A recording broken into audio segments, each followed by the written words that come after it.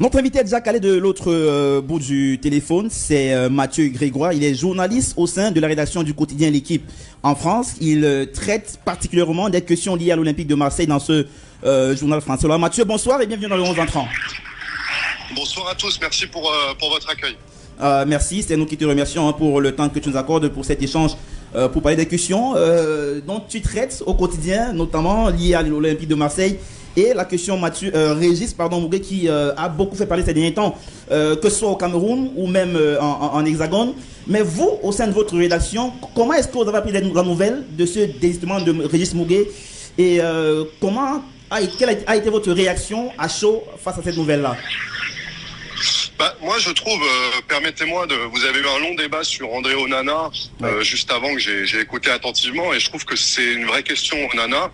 Je trouve qu'on en a fait un peu des tonnes sur le cas Muguet, qui est quand même pour moi un cas quand même très secondaire, voire tertiaire, et il n'y a pas besoin d'en faire. Je sais que Jean-Michel Larquet notamment l'a attaqué sur RMC, mais je trouve qu'on en fait un peu des tonnes sur un jeune joueur, alors que par exemple moi qui couvre l'OM depuis longtemps, je me rappelle, et vous le savez aussi, que André Franck Zambo-Anguissa n'avait pas voulu participer à la CAN 2017, finalement remporté par les Lions indomptables, alors que il devait à ce moment-là être sélectionné parce qu'il avait préféré rester à l'OM à l'époque de Rudy Garcia pour assurer sa place, essayer d'avoir du temps de jeu en équipe marseillaise. Donc vous voyez déjà, c'est pas forcément une nouveauté, et la stratégie de Muguet, elle est finalement assez rationnelle quand on se penche dessus.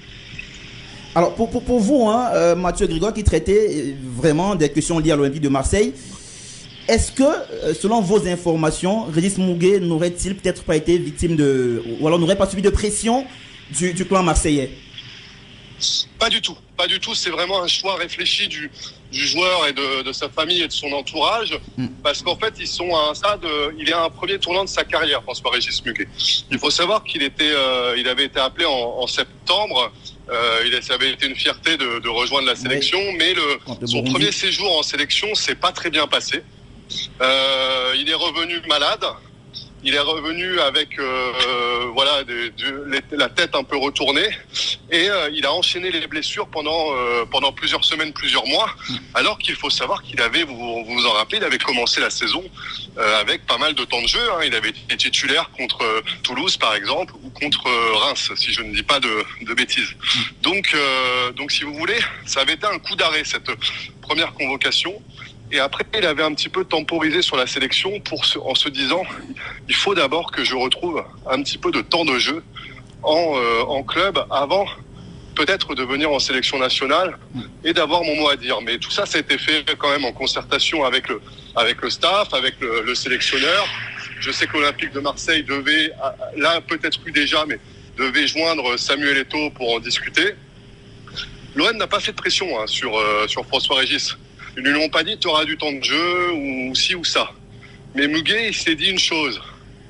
Il s'est dit je vais aller à la CAN, mais je n'aurai pas forcément de temps de jeu, même pas du tout, parce que vous avez une armada offensive quand même assez importante au Lyon, avec je crois 8 attaquants dans la liste. Donc c'est vrai qu'il avait pas tant de jeu de prévu.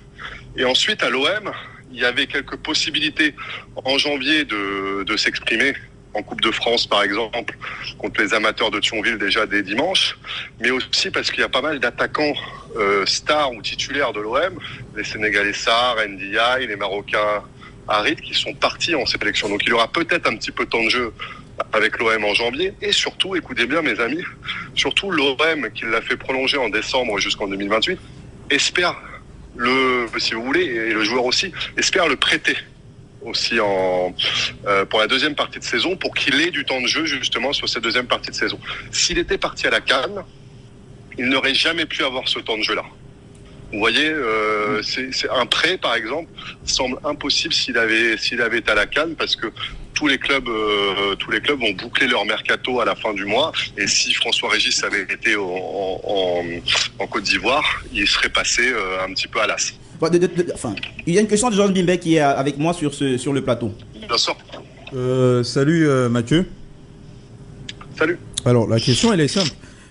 Vous auriez fait quoi si vous aviez été dans une situation similaire et ça concernait l'équipe de France? Vous aurez compris facilement que le joueur, il choisisse, non, de rester en club, ma carrière, l'avenir et tout, ou ça aurait un peu choqué? C'est une bonne question, mais là, vous me renvoyez une question qui est beaucoup plus ouverte, parce que c'est la question des calendriers, hein, encore une fois. Hein. Donc si vous voulez, ce cas-là, moi je vais vous répondre par une pirouette, mais ce cas-là ne peut pas se passer en équipe de France, car l'Euro est en fin de saison, donc à un moment où il n'a pas besoin de gagner du temps de jeu ou d'aller sur un prêt sur sa deuxième partie de saison. Donc voilà, moi je me replace juste sur l'époque, si vous voulez, la comparaison par exemple, elle est plus avec Franck Zambo Anguissa, oui, qui lui à l'époque, si je ne dis pas de bêtises, donc c'était 2017, hein, janvier 2017, aurait pu avoir du temps de jeu en sélection camerounaise. Là, honnêtement, sur François Régis, on est sur un joueur qui, honnêtement, qui n'aurait pas joué. Non, voilà, si. Pardonnez-moi, Mathieu. Alors, il n'aurait pas joué. Juste parce qu'on est dans un échange totalement interactif, et pardonnez-moi vraiment, mais j'avoue depuis le début de cette affaire que je ne comprends pas le joueur. Je ne comprends pas l'entourage. Mathieu Grégoire, grand frère, tu es sérieux? J'avais suivi cette vidéo avant la CAN. Et j'avais dit non, ça c'est une vidéo sur laquelle je dois absolument réagir parce que je suis pas du tout d'accord avec monsieur le journaliste de l'équipe, monsieur Mathieu Grégoire. Comme vous avez pu vous-même écouter ou entendre, eh bien, il nous explique que François-Régis Mougué n'aurait pas eu de temps de jeu dans cette équipe-là.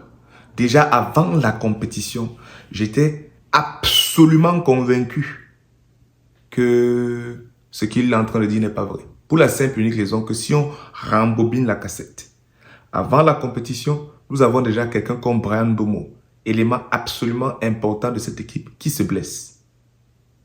Ensuite, dans la liste de base qui a été produite par le sélectionneur El Tactico Rigobertson, eh bien, il n'y avait pas, comment il s'appelle, il n'y avait pas Moumi Ngamalu n'était pas là.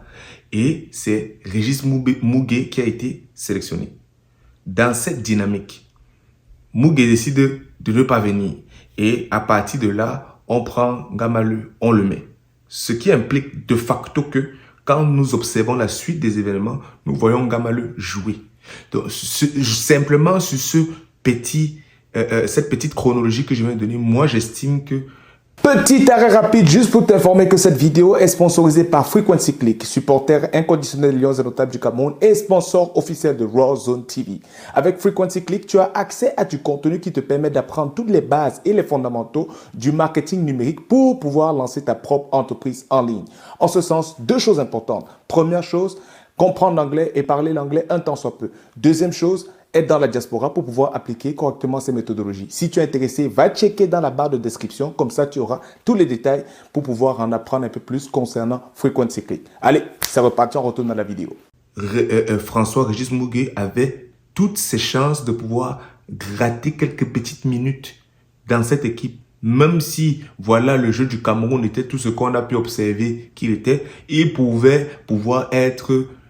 il pouvait se retrouver être parmi les petites étoiles qui pouvaient briller. Surtout quand on se rappelle les difficultés sérieuses que le Cameroun a eues sur les côtés. Et c'est pas comme si il n'a jamais été appelé en sélection. Il a quand même déjà pu être appelé. Et d'ailleurs, justement, monsieur Mathieu Grégoire nous explique que, voilà, il est venu en sélection une fois, après il est revenu, il était malade. Qu'est-ce que tu essaies de nous expliquer en fait? Je ne comprends rien de ce que tu essaies de nous dire. Bon, il va nous parler de quoi d'autre? Il va nous parler, il va nous dire que justement que Régis Mougué, son entourage, que déjà en partant, il n'y a eu aucune pression de l'OM. D'abord, je m'arrête ici. N'importe qui analyse l'équipe de l'OM peut observer que, je suis désolé, une fois que les gens comme les Ismaïla Sarr partent, les Ndiaye partent, et tous les autres joueurs, les Harit qui sont partis, les Sénégalais, les Marocains et les autres qui ont quitté l'équipe, pour aller en sélection à cause de la CAN. Je suis désolé. À partir de cet instant, l'Olympique de Marseille, comme tous les autres clubs qui ont des internationaux africains qui sont allés jouer à la CAN, se retrouvent en train de faire attention à leur effectif pour continuer à être compétitifs, surtout si ces joueurs sont importants. Et quand tu regardes une équipe comme l'équipe de Marseille, quasiment son ossature était à la CAN. Offensif au moins. Comment je vais dire ça, son équipe, une bonne partie de ses joueurs offensifs s'est retrouvée à la CAN. Donc, une fois qu'on finit de dire ça, quand tu viens, tu nous dis qu'il n'y aurait pas eu de pression de l'Olympique de Marseille. Moi, je pose seulement la question, et les gars, vous êtes aussi d'accord? Parce que moi, je ne vois pas, ça. La deuxième chose qu'il est en train de nous expliquer, c'est que voilà, il a préféré rester en club justement pour pouvoir gratter du temps de jeu parce que potentiellement, il pourrait se retrouver à être prêté en fin de saison. D'accord, faisons le bilan. Avant la CAN, il ne jouait pas. En tout cas, d'après Mathieu Grégoire, il a joué quand même un peu en début de saison. Mais en début de saison, il y avait un coach. Si je ne me trompe pas, c'était Marcelinho. Ok? Bon, entre-temps, Gattuso est arrivé, il n'a pas joué. Gattuso est parti, voilà Gasset qui est arrivé. Jusqu'ici, on ne le voit pas encore jouer. Pendant la CAN, on ne l'a pas vu jouer. Est-ce que c'est parce que la FECAFOOT n'a pas donné son aval ou on n'en sait rien? Ce que les infos, venez nous dire.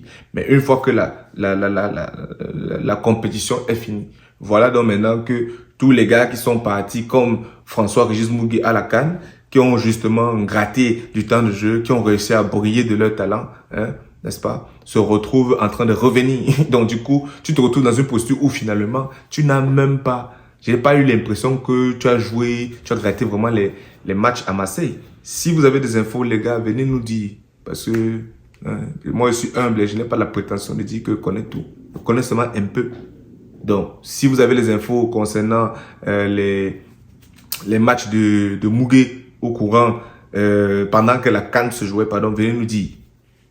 Donc, voilà un peu la situation. Donc, pour dire que monsieur Mathieu Grégoire, non, je suis pas d'accord. Il aurait pu définitivement gratter du temps de jeu. Et c'est un temps de jeu qui aurait même pu définitivement être prolifique pour lui, puisque en revenant, il n'aurait peut-être pas pu gratter énormément de temps de jeu peut-être de retour à Marseille, mais il aurait pu taper dans l'œil d'autres clubs qui, même s'ils n'auraient pas proposé d'offres concrètes d'ici la fin, comment je vais dire ça, de la compétition, encore que je crois que le Cameroun est sorti avant la fin du mercato, si je ne me trompe pas. En tout cas, je ne vais pas dire n'importe quoi, mais si vous avez des infos, vous pouvez revenir. Soit dit en passant, ce que je veux juste dire, c'est que des clubs auraient pu l'observer à la CAN et formuler des offres, même à la limite, au mercato d'été. Donc, tout ce qu'il nous explique là, je ne comprends pas. Et là, il me fatigue, c'est quand on lui pose la question de savoir si la même chose se produisait, une chose similaire se produisait en équipe de France. Est-ce que, voilà, comment est-ce qu'il interpréterait la chose? Bref, vous avez suivi la question. Le gars nous dit carrément, il dit officiellement, hein, il assume sa pirouette. Non. Faut pas faire les pirouettes comme ça. Faut assumer. Quand tu commences un truc, si tu veux dire que tu es cohérent, on va jusqu'au bout. Parce que si tu partais jusqu'au bout, déjà, tu allais te rendre compte que la pirouette même que tu as donnée, c'est même un faux argumentaire. Parce que moi, je peux te citer un exemple de joueur qui a déjà été des situations comme ça. C'est Rabiot. En ce sens que Rabiot, je me rappelle, Didier Deschamps avait fait une liste. Il n'avait même pas. Lui, il était même dans la posture d'un gamaleux. Voilà. Et il n'avait pas été sélectionné. Après, il y a une situation, on le rappelle. Et la situation, ce n'était même pas que quelqu'un a refusé de venir, si je ne me trompe pas. On le rappelle, on dit de venir. Il refuse de venir. Il dit que jusqu'à ce que, justement, pendant un certain temps, on l'a plus sélectionné. C'est pas une situation similaire. Il n'y a pas eu de tollé en France derrière cette situation. Je me rappelle même que, justement, sa mère avait fait des sorties, puisque si je ne me trompe pas, sa mère est aussi son agent. Mais, monsieur Mathieu Grégoire, franchement, de quoi parlons-nous? Eh bien, n'oublie pas, si tu as apprécié cette vidéo, n'oublie pas de lâcher un pouce bleu, n'est-ce pas? Abonne-toi, active la cloche de notification et partage la vidéo à tous les autres fanatiques de football africain, des Lions indomptables du Cameroun, du football camerounais, afin que tous ensemble, nous puissions bâtir une communauté forte et surtout que nous puissions faire entendre notre voix. Je te vois dans la prochaine vidéo.